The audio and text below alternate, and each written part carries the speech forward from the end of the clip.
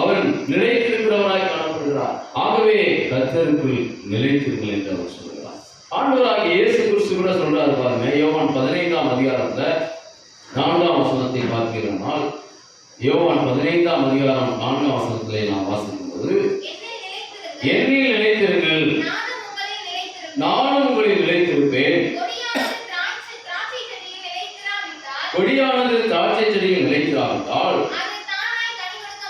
அது தானாய் கனி கொடுக்க மாட்டாதது போல நீங்களும் என்னில் நிலைத்திராவிட்டால் கனி கொடுக்க மாட்டீர்கள். ஆண்டவர் சொல்கிறார், இயேசு கிறிஸ்துவே சொல்கிறார், நீங்கள் என்னில் நிலைத்திருங்கள், அப்பொழுது நான் உங்களில் நிலைத்திருப்பேன். அல்லேலூயா, அல்லேலூயா. அருமையானவர்களே, ஆண்டவராகிய இயேசு கிறிஸ்து சொல்றாரு, நீங்க எனக்குள்ளாக நிலைத்திருங்கள் என்று சொல்கிறார். நாம யாருக்குள்ளாக நிலைத்திருக்கிறோம்? இன்றைக்கு யாரை நம்பி இருக்கிறோம்? இதெல்லாம் கணவன் நிலையுள்ளவர், மனைவி நிலையுள்ளவர், அல்லது நாம் நம்புகிற வேலை, அல்லது நாம் இருக்கிற இடம் நமக்கு நிலையுள்ளது என்று நாம் நினைக்கிறோம். ஆனால் கர்த்தர் சொல்றாரு, நீங்க என்னில் நிலைத்திருங்கள், நான் உங்களில் நிலைத்திருக்கிறேன். அல்லேலூயா. இன்னைக்கு நம்முடைய பிரச்சனை என்ன? நாம மற்றவர்களை சார்ந்து இருப்பதனாலே, மற்றவர்களை நம்பி இருப்பதனாலே, நம்மை சுற்றியுள்ளவர்களை, நம்மை சுற்றி இருக்கிற காரியங்களை நாம் நம்பி அதுதான் நிலையுள்ளது என்று இருப்பதனாலே நாம் ஏமாந்து போகிறோம். ஆனால் கர்த்தர் சொல்கிறார், நீங்கள் என்னில் நிலைத்திருங்கள். அல்லேலூயா. நாம் அவரில் நிலைத்திருக்கும் பொழுது ஆண்டவர் நமக்கு நிலைத்திருப்பார். அல்லேலூயா. கணவன் ஒரு குறிப்பிட்ட காலம் தான், மனைவி ஒரு குறிப்பிட்ட காலம் தான், பிள்ளைகள் ஒரு குறிப்பிட்ட காலம் தான், நாம் நம்பி இருக்கிற எல்லாமே ஒரு குறிப்பிட்ட காலம் தான். அதெல்லாம் நிலையில்லாதது. நிலையுள்ளது கர்த்தர் ஒருவரே. அல்லேலூயா. அவர் மாறாதவராய் இருக்கிறார். அவர் நமக்கு ஒரு வசனம் தெரியல, எபிரேயர் 13:8, இயேசு கிறிஸ்து நேற்றும் இன்றும் என்றும் மாறாதவராய் இருக்கிறார். அல்லேலூயா. அவர் என்றும் மாறாதவர். ஆக அருமையான தேவனுடைய பிள்ளைகளே, அவருக்குள்ளாக நாம் நிலைத்திருக்க வேண்டும். அல்லேலூயா. வேதத்திலே ஒரு 9 காரியங்கள் கர்த்தருக்குள்ளாக நிலைத்திருக்க வேண்டிய காரியங்களை குறித்து நான் தியானித்தேன். அதிலே இன்றைக்கு 2 காரியங்களை குறித்து நாம் சிந்திக்க இருக்கிறோம்.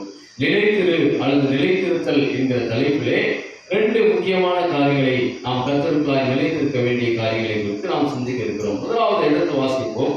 1 யோவான் 3ஆம் அதிகாரம் 6ஆம் வசனத்தை எடுத்து வாசிப்போம். 1 யோவான் 3ஆம் அதிகாரம் 6ஆம் வசனத்தை எடுத்து வாசிப்போம்.